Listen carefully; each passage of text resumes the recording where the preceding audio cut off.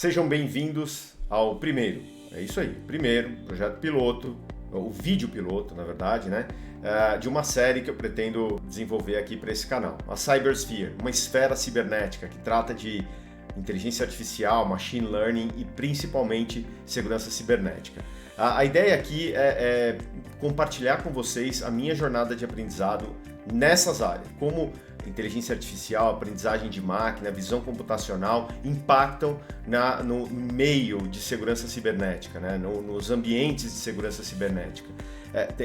E os impactos a gente sabe que são positivos, né, para a evolução das defesas cibernéticas, mas também negativo para a evolução dos ataques também. Então vamos lá, esse é o primeiro piloto para testar microfone, imagem e etc. E para desenrolar, para começar com um conteúdo bacana. E para começar com esse conteúdo, eu trouxe aqui a base fundamental para simplificar os conceitos de Data Science, de ciência de dados. Isso é uma apresentação que eu fiz através da Cisco, né, em nome da Cisco. Eu fiz em 3 eventos na América Latina, Brasil, Peru e México. Não é um conteúdo desenvolvido da Cisco, é um conteúdo que eu desenvolvi, mas apresentei através da Cisco, que por sinal a Cisco está fazendo um trabalho incrível no Net Academy, agora com Data Camp, ensinando a jovens que fazem parte do Net Academy todos os conceitos, desde o básico até o mais avançado, guias para conseguir emprego nessa área, etc. Então, um trabalho muito bacana, participei disso e trago para vocês, como esse piloto, o compartilhamento desses conceitos. Ficou bem legal, simples, rápido e eu acho que desmistifica um pouco de tudo que a gente fala sobre ciência de dados, que, de novo, é a base de tudo que vem se falando em inteligência artificial, aprendizagem de máquina, etc. Tá bom? Vamos lá, então. Vamos para o conteúdo aqui. Vou compartilhar com vocês. O que é a ciência de dados, pessoal? Coloquei até um meme aqui, né? É algo como mágica, como se fosse um mago andando de tênis e capuz e fazendo mágica com os dados. Às vezes se acha que é isso, né? Mas, na verdade, ciência de dados é algo muito estruturado, pessoal. Ela parte do Big Data, né? Onde é a nossa capacidade de coletar dados, concentrar esses dados em um só lugar e formar uma estrutura ali com uma concentração muito grande de dados, né? Por isso chamado Big Data. Aí, com base nisso tudo, a gente tem a necessidade de classificar esses dados, fazer análise em cima desses dados para entender padrões, para entender comportamentos, etc. Podemos também aplicar, aí entra muito da ciência de dados, aplicar estatística, aplicar cálculos mais complexos ou algoritmos para buscar resolver um determinado problema ou tomar uma decisão. Quando a gente faz isso, por exemplo, pega aí dados de navegação do Instagram, quais os posts que você mais curtiu, quais os posts que você mais comentou, quanto tempo você parou em uma determinada imagem, as pessoas que você se conecta, as pessoas que você segue com mais frequência, isso tudo está gerando um Big Data lá para a empresa chamada Meta. E com isso eles classificam, analisam, aplicam algoritmos, etc. E constroem um conhecimento, uma base de conhecimento a respeito da sua persona ou também de pessoas como você. E esse conhecimento é vendido em forma de anúncio para empresas que desejam posicionar produtos de forma muito precisa para pessoas com um perfil como o seu, né? Então, tudo começa por aí. Então, tem uma grande captura de dados, análise, classificação e etc. para tomada de decisão e geração de conhecimento. Tudo bem? Então, ciência de dados vai muito além da mágica de trazer gráficos interessantes e planilhas e etc, né? Vamos explorar um pouquinho mais isso então. Para isso eu fiz uma pesquisa muito rápida, né, onde o primeiro registro que encontrei de que a humanidade começou a capturar os seus dados, né, escrever algum tipo de dado, registrar os dados do que acontecia com a agricultura, com os animais, etc., foi por volta de 3.200 a.C. em artefatos de Uruk. Pode ser que tenha antes, tudo bem? Se tiver, corrige, deixa comentário aí, ajuda a melhorar o conteúdo. Mas esse é o primeiro momento que capturei. E daí em diante vem uma explosão de captura, processamento, análise de dados, né? A gente ali por volta de 1400 depois de Cristo começa com os escribas, os monges escribas, registrando já histórias, né? De maneira muito rudimentar, às vezes para terminar um livro em si, com um livro, né? Uma história, poderia fazer em até um ano, né? A construção disso era muito demorada. Depois vem Gutenberg no século XV com uma máquina que chama letterpress printing, que é uma máquina que possibilitou acelerar esse processo de cópia de livros ou produção de livros, né? Dando, por exemplo, a possibilidade de produzir 20 milhões de livros nesse tipo de máquina.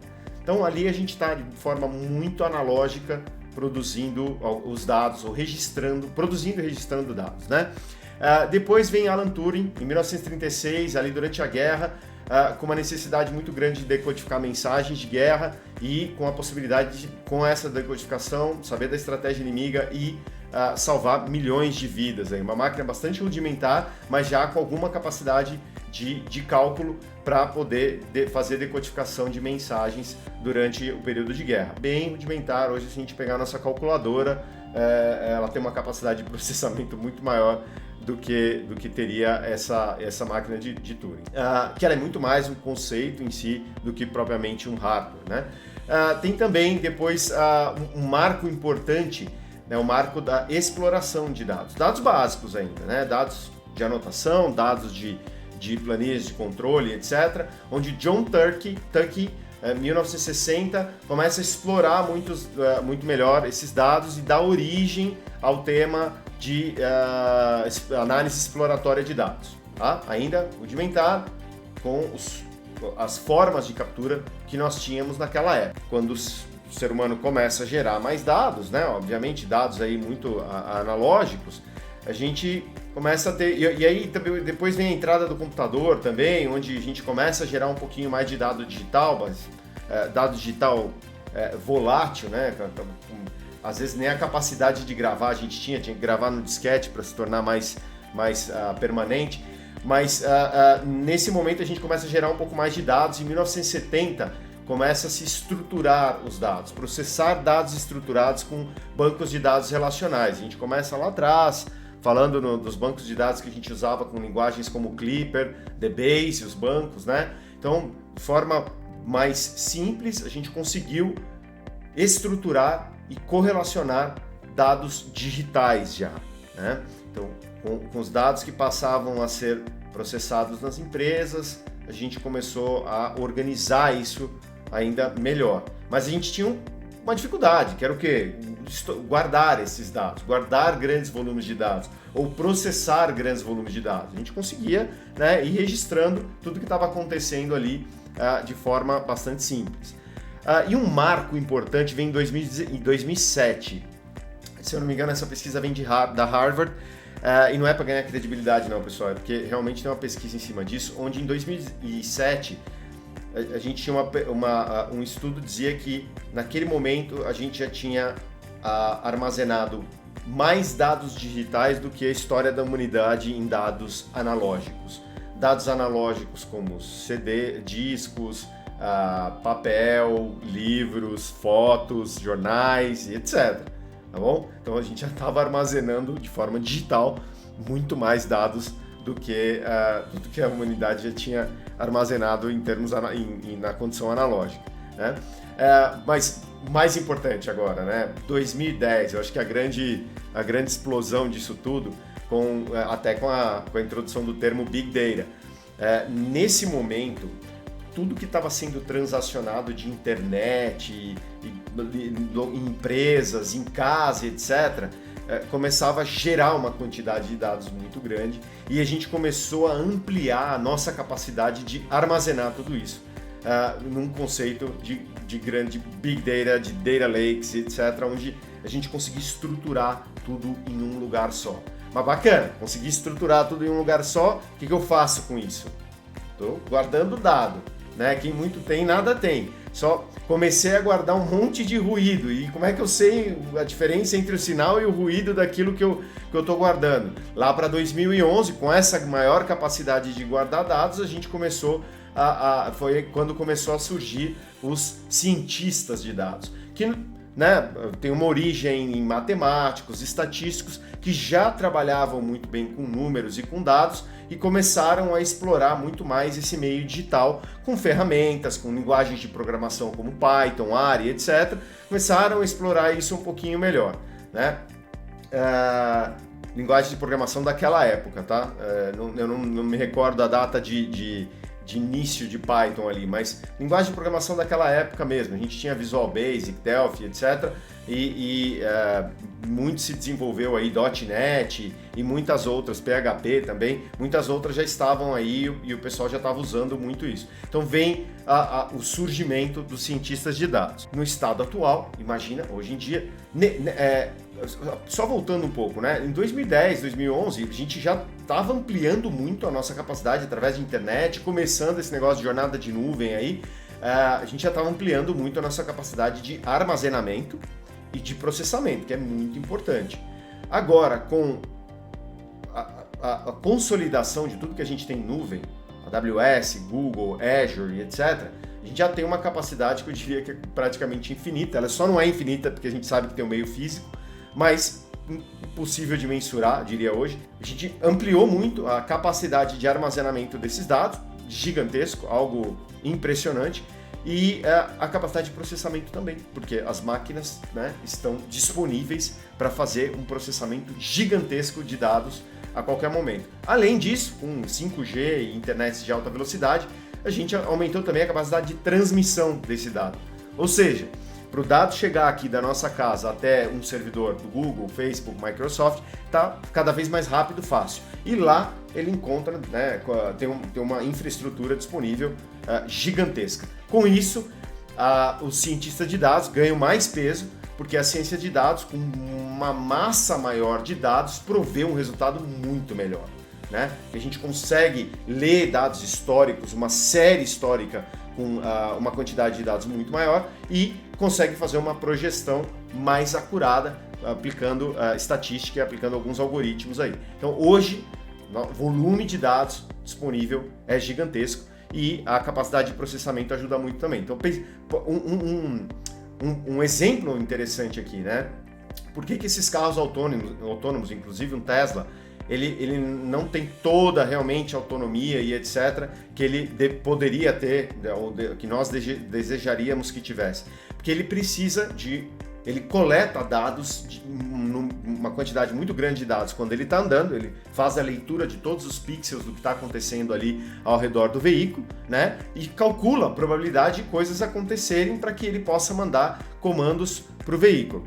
Só que a capacidade de processamento que tem dentro do carro ali não é tão gigante assim, né? Porque ele tem que pôr bateria, ele tem que pôr roda, ele tem que pôr banco, não dá para botar um supercomputador dentro do carro. Então, a ideia agora, principalmente com essa conexão muito rápida, a ideia é que a conexão com os servidores Tesla, da Tesla, por exemplo, e o processamento nos servidores da Tesla seja quase que integrada ao veículo, né? Que a velocidade é tão rápida que parece que está integrado ali e o veículo toma as decisões com uma velocidade maior. O mesmo vai acontecer na área da medicina, né? A cirurgia à distância com muita precisão e uma capacidade de processamento em nuvem para que a precisão seja cada vez maior lá para o médico, tá bom? Então, grande explosão de dados e grande capacidade de armazenamento, processamento e transmissão são fundamentais para a ciência de dados hoje em dia. E por que ciência de dados, pessoal? Vamos explicar um pouquinho, né? Eu falei aqui uma parte, mas eu acho que vale explorar um pouquinho mais. Tudo começa nos domínios de conhecimento e negócio. Então a gente tem problemas para resolver, né? Problemas na área da saúde, problemas na área de vendas, estoque, problemas computacionais, problemas mecânicos e etc. São domínios do conhecimento. Muita coisa a gente já sabe fazer, a gente já sabe dirigir um veículo, né? Mas tê-lo autônomo resolveria alguns dos outros problemas, o risco de acidente, o risco do motorista e assim por diante. A gente tem domínios de conhecimento e de negócio onde a gente encontra desafios que a gente gostaria de resolver. Essa necessidade de resolver desafios, melhorar processos e etc., quando encontra a área da computação, ganha capacidade, de novo, que eu falo muito, armazenamento, processamento e transmissão e, né, aplicação de algoritmos, né, aplicação de tarefas que possam ser repetitivas, rápidas e etc. Então, os domínios de negócio encontram na área da computação inúmeros recursos importantíssimos, principalmente hoje em dia com serviços em nuvem. Esses recursos estão se tornando gremlins, eles se multiplicam cada vez mais rápido. Agora, se a gente alia esses dois componentes com um terceiro, que é uma capacidade de matemática e estatística, ou conceitos de matemática e estatística avançados, isso vira algo muito valioso. Isso se torna a tal da ciência de dados, que é a combinação desses três grandes domínios: o negócio, um problema a ser resolvido, capacidade computacional, matemática e estatística. Tá? Muito se fala, de novo, eu usei o termo inteligência artificial e tal, mas não gosto, de verdade, eu acho que é o hype, né? Mas a inteligência artificial é muito abrangente, ela replica a nossa, busca replicar a nossa inteligência, né? Tudo que o ser humano faz, mas principalmente no dia a dia que a gente vê aqui, resolução de problemas de negócio, segurança, etc., a gente olha para algumas áreas, como eu tenho dito aí, machine learning, visão computacional, text to speech, speech to text e outras áreas que são segmentos da IA. Tudo bem? Então, vamos lá, agora mais um pedaço aqui. E como que isso funciona, né? Como é que funciona? Qual que é o workstream de um cientista de dados? Como é que ele pensa? Ele pensa normalmente, ele segue basicamente 6 etapas, né? Da identificação do problema, coleta de dados, processamento, análise dos dados, modelagem desses dados para implantação desse modelo e resolução daquele problema que ele tinha para trabalhar, né? Mas, puxa, legal, parece bastante teórico, né? Vamos ver como que isso funciona num caso real? E para isso eu trouxe aqui para vocês um exemplo, até inspirado em um vídeo, se eu não me engano, do canal Nerdologia, tá? Direitos autorais aí, né? Mas eu montei esse material aqui com base nesse vídeo porque traz um caso muito, muito real e simples, né? Abraham Wald, na Segunda Guerra Mundial, foi incumbido de uma missão importantíssima, de otimizar a blindagem de aviões de combate britânicos. Otimizar a blindagem dos aviões. Basta blindar o avião inteiro, né, pessoal? Resolvido, né? Na verdade, resolvido o problema da blindagem, mas ele não sairia do chão, né? Porque o peso aumentaria muito. Então, o que ele fez? Ele seguiu o processo. Ele tinha uma missão, ele começou a coletar dados. Então, ele foi visitar lá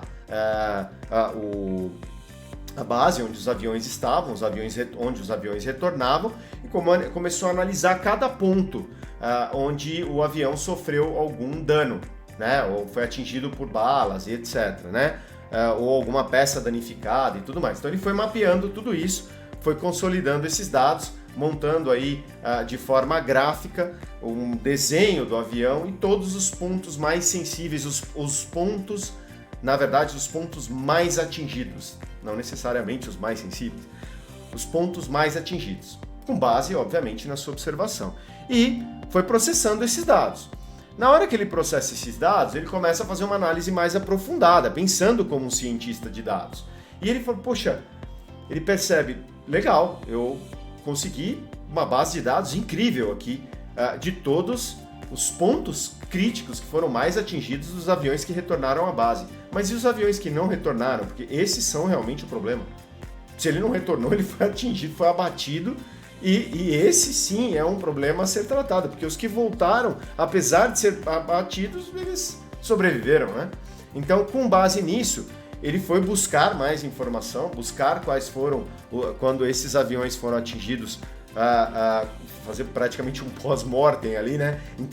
Buscar entender quais partes foram atingidas e quais partes foram cruciais. Foi quando ele encontrou, pensando novamente como cientista de dados, foi quando ele encontrou aí que os pontos mais importantes da blindagem estavam próximos da turbina, a parte da frente do avião e a parte atrás, a parte de trás da turbina, né? A parte de trás da asa, ali onde ficam os flaps, né? Eram os pontos mais críticos onde os aviões eram abatidos com maior frequência. Daí então ele propôs um modelo, né, de blindagem mais pesada nessas áreas, mais leve em outras áreas do avião, onde os pontos eram mais frequentes. Tá bom? Então, pensando de forma muito organizada, ele seguiu 6 passos intuitivos, sai do problema, coleta dado, processa, analisa, modela e chega a uma conclusão para que aquele modelo seja seguido e resolva o problema em questão. Tudo bem? Então veja, não é simples, não é mágica e requer uma análise e também quando a gente fala em processamento de dados, a limpeza da base de dados. Isso é algo extremamente importante, a gente pode falar disso no futuro, mas não basta coletar, você tem que limpar, você tem que estruturar para que a análise matemática, a análise estatística seja efetiva, né? Se você tem um jargão que diz aí trash in, trash out, se entra lixo, sai lixo, né? Então se entrou lixo, você tem que modelar para que aquilo seja algo realmente importante para uma análise ou que faça sentido para análise. E quanto mais dados, melhor. Veja que limitar-se aos aviões, se ele tivesse se limitado aos aviões, somente aos aviões que retornavam à base, ele teria blindado a parte incorreta, ou ele não teria otimizado a blindagem dos aviões de combate, que era a missão principal dele. Tá bom? Então, muito bacana. E agora, legal, entendemos o conceito de ciência de dados, né? O conceito básico. E onde isso se aplica? Pô, análise de dados, processamento, uma pancada de lugar, pessoal. Vocês devem imaginar, né?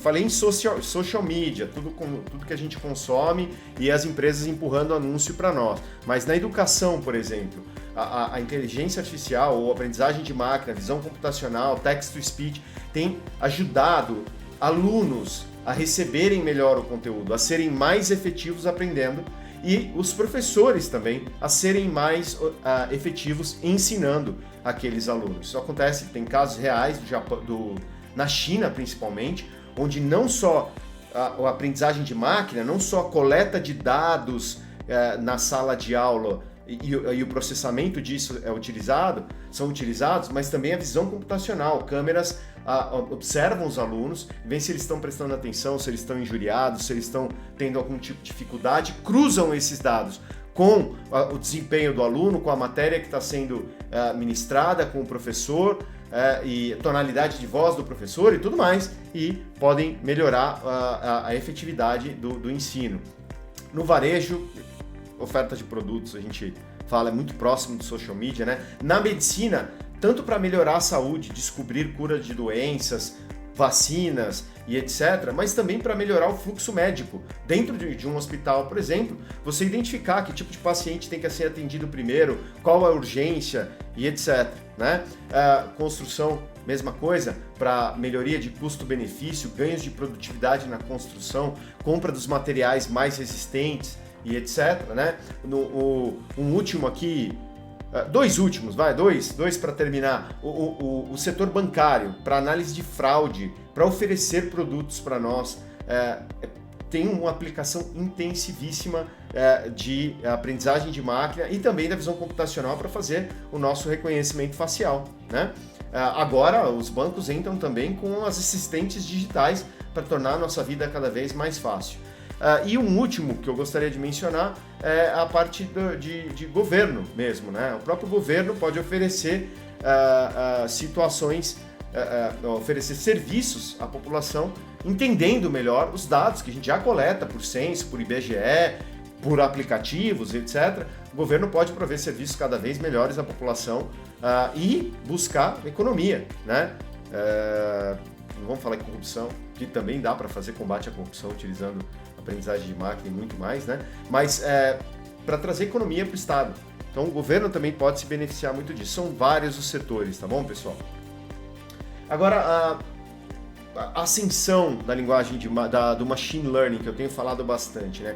Uma das coisas que tornou a inteligência artificial um hype ultimamente foi a possibilidade de colocar uma parte dela, que aí não foi, no início foi só uma parte, né? Que é a parte de aprendizagem de máquina e modelos, large language models, né? Modelos de linguagem grandes, né?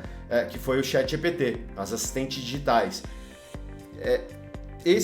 A possibilidade de trazer esses conceitos e tecnologia na mão das pessoas trouxe a possibilidade de expandir o conhecimento sobre esse hype que a gente fala de inteligência artificial, né? Mas na verdade tem muita coisa sendo aplicada no nosso dia a dia, a gente nem percebe. Essas assistentes digitais já usam de aprendizagem de máquina, de reconhecimento de tokens de linguagem e etc. Os nossos celulares utilizam do reconhecimento facial. As assistentes digitais que a gente tem em casa, que eu vou falar aqui o nome dela, senão ela vai começar a falar ali comigo, mas também ouvem, né, a nossa voz, transformam a nossa voz em instrução. Essa instrução vira o 0 e 1 lá para uma máquina que entende isso, devolve uma instrução e devolve uma mensagem para você de volta, ou toma uma ação na automação da sua casa e etc. Tá? Então, o machine learning teve uma ascensão muito grande porque começou a ficar mais próximo da população, mais próximo do usuário final. Antes, ele estava lá nos laboratórios sofisticados que exigiam que tinham uma capacidade de processamento mais limitada. Hoje, com essa capacidade de processamento em nuvem e a transferência de dados muito rápida, um chat GPT responde de forma muito rápida, uma assistente digital responde para você de forma muito rápida. E aí veio para as nossas mãos, né? E com tudo que chega nas mãos das pessoas tem uma capacidade exponencial de crescimento, né? Um dos conceitos que eu gostaria de reforçar com vocês aqui, quando a gente fala em aprendizagem de máquina, é que ela está dentro do que se chama inteligência artificial. Então ela é uma parte. Como eu te falei, a inteligência artificial, ela busca, principalmente o que a gente se fala muito em AGI, né? Que é a inteligência artificial geral, né? Que replica a inteligência do ser humano. O que é a inteligência do ser humano? É a capacidade de fazer cálculo, de resolver problema? Só? Não, né? A gente armazena informação, a gente resolve problema, a gente toma decisão, a gente consegue falar, ouvir, ver, sentir, né, sabores, tocar, levantar um determinado objeto. Tudo isso está dentro do contexto e o desejo de ter uma inteligência artificial, né? Mas muito do que tem sido trabalhado com as tecnologias são pequenos fragmentos disso tudo. Então, a inteligência artificial contém machine learning, que contém o aprendizado profundo. E para que isso aconteça, todos esses conceitos que eu falei para você aqui, tocam a ciência de dados, né? Porque tudo isso é muito baseado em dados, algoritmos, estatística e cálculos para que os resultados sejam apresentados em todas essas áreas, tá bom, pessoal? A geração de uma imagem, como se tem aí no, como é que chama? No DALL-E, né? O Dale Tree, da OpenAI também. A geração de uma imagem nada mais é que a transformação de uma imagem em diversos quadradinhos ou diversos pixels, né? E ela aprende esses pixels, a máquina, através de cálculos, através de matrizes e com base numa resposta que você deu, ele vai entender que aquela quantidade de pixels naquela posição, naquela matriz, dá determinada resposta. Por exemplo, um número ou um carro. E com base nisso, toda vez que você colocar algo parecido, ele vai responder que é um número ou é um carro. Não sei se vocês lembram daqueles captchas, né? Quando você ia fazer login, você tinha que dizer se tinha um carro na foto, um semáforo, um hidrante e tal. Ali, nós já estávamos treinando máquinas. A gente não sabia, achava que era só uma questão de segurança, mas a gente estava treinando máquinas, elas analisam aqueles pixels, aqueles quadradinhos de cada imagem, e ela está aprendendo que aquilo é um ônibus, aquilo é uma placa, aquilo é um número e etc. Tá bom? Então, a ascensão disso tudo vem com a possibilidade de nós termos acesso, sem a necessidade de ter uma máquina gigantesca em casa, no nosso celular, no nosso computador, com uma conexão de internet, a gente tem acesso aos benefícios dessas disciplinas, né? E como aprender sobre ciência de dados? Primeiro, é um ramo extremamente promissor hoje em dia. Falta mercado, falta profissional e principalmente falta profissional qualificado, né? Então, as empresas dão uma oportunidade para o profissional que elas contratam, que eles se qualifiquem também. E um exemplo super recente. Houve um momento aí, alguns meses atrás, 1 ou 2 meses atrás, onde o CEO da OpenAI, ele foi demitido da OpenAI. Ele foi como exonerado pelo board, né? Naquele momento, ele criou uma equipe fantástica dentro daquela companhia, que gerou esses produtos incríveis. Naquele momento, os próprios cientistas de dados da OpenAI também escreveram uma carta dizendo que estavam saindo da companhia. Não deu um dia e empresas como Microsoft e Salesforce estavam logo atrás desses cientistas de dados, falando, as portas aqui estão abertas, se vocês não quiserem trabalhar aqui, aí venham para cá. Ou seja, é um mercado extremamente demandante, é um mercado que vai demandar, inclusive, muito mais para o futuro. Por isso, vale a pena aprender. E como que aprende? Primeiro, tendo algum interesse aí por estatística, né, linguagem de programação ou matemática. Eu tinha escrito até E nos três, né, mas não precisa. Começa por uma dessas áreas. Se você tem uma afinidade com alguma delas, já pega isso como base e segue.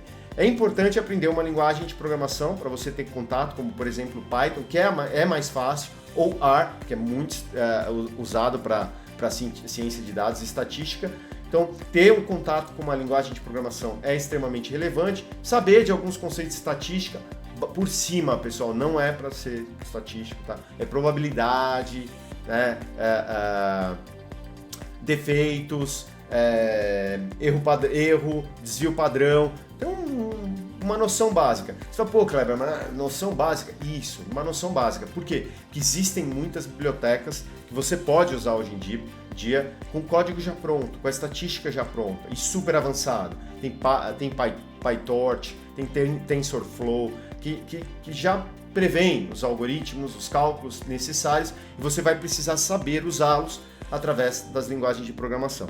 E como é que eu mergulho nisso? Mergulho através de busca por cursos, muitos vídeos no YouTube, assiste aqui comigo, me acompanha nessa jornada, vou trazer muito conteúdo para vocês. Recentemente montei um negócio muito bacana aqui, um chat GPT interno aqui no meu laboratório, vou compartilhar com vocês essa jornada também. Então acompanhem esses vídeos, cursos e etc, para vocês entenderem melhor, mas o mais bacana, tenham um desafio, busquem um projeto seu.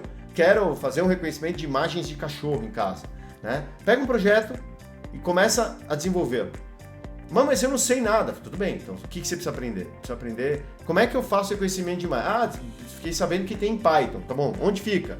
GitHub. Vai lá saber o que é GitHub, o que é Python, baixa para sua máquina, vê como executa e etc. E aí você vai aprendendo. Daqui a pouco você vai ilustrando ele, pede para plotar num gráfico para você ver como é que ele funcionou. Vai dar uma lida no código, lê um pouco a documentação dele também, e aí você vai começando a melhorar. E uma outra forma a partir do momento que você tem um projeto, tem um desafio, se conecta às comunidades. Tem comunidades no Discord, tem comunidades na internet, aí várias, na própria OpenAI tem comunidades disponíveis. Começa a conversar com as pessoas, para você, e coloca sua dúvida, pede ajuda, você vai aprender bastante com isso. Tá? Então, tenha um desafio, se conecte com outras pessoas, e aí você vai, obviamente, nutrindo seu conhecimento, fazendo curso, assistindo vídeo e etc. Tá bom? O outro, me manda mensagem, deixa comentário, a gente pode conversar bastante sobre isso e eu compartilho com você também essa jornada. Tá bom? Deixo aqui para vocês aqui algumas referências, né? Leitura, livro super bacana. Você já aprende as duas coisas ao mesmo tempo. Introdução ao Python para Data Science. Tá? Super, linguagem fácil, exemplos práticos, também não podia ser diferente. Paul Deitel, Harvey Deitel, né? Os papas do primeiro livro de Java ali, fantástico, né? Leitura super recomendada. Também podcasts. Aqui no Brasil, Data Hackers, tá muito legal, tá bom? Recomendo pra caramba, um podcast super legal para ouvir. E vale a pena se inscrever, ouvir aí na academia, no carro e etc. Ou Analytics Power Hour, em inglês, também excelente. Se você quiser assistir, eu falei, vídeos do YouTube, tem vários. Se você quiser aprofundar um pouco mais e ficar um pouco mais perdido no tema, tem um curso completo do MIT sobre inteligência artificial. Muito bacana, gratuito, vale a pena, mas tem que ter paciência, porque ele é longo e ele é muito denso, muito complexo, tá? Um outro ponto, lembra que eu falei, conecte-se às pessoas. Sigam os Top Voices do LinkedIn, espero em breve estar nessa lista. Sigam os Top Voices Data Science e AI no LinkedIn, porque eles vão, obviamente, publicar bastante conteúdo, possivelmente você pode tentar entrar em contato com alguns deles e resolver, participar de algum projeto, resolver um problema que você está procurando endereçar. Bom, então é isso. Bom, esse é o meu vídeo piloto, como eu disse, para testar. Espero que você tenha gostado. Ajuda aí, clica no like, clica no sininho, se inscreve no canal. Exato, isso é uma frase que muitos repetem, né? Mas realmente ajuda, porque ajuda a me incentivar a produzir mais conteúdo para você e também para outras pessoas conseguirem acessar esse conteúdo. Deixando comentários, colocando ideias, etc., me traz insights, ideias para poder desenvolver isso melhor. E o objetivo é que aqui nesse canal eu consiga fazer muitas entrevistas com os especialistas. Trazer gente aqui que gere esse conteúdo para nós. Através de perguntas, através de discussões, através da interação de vocês, às vezes em conversas ao vivo, a gente vai conseguir produzir um conteúdo muito bacana. Então é isso, fico por aqui, até a próxima e se inscreve aí. Valeu!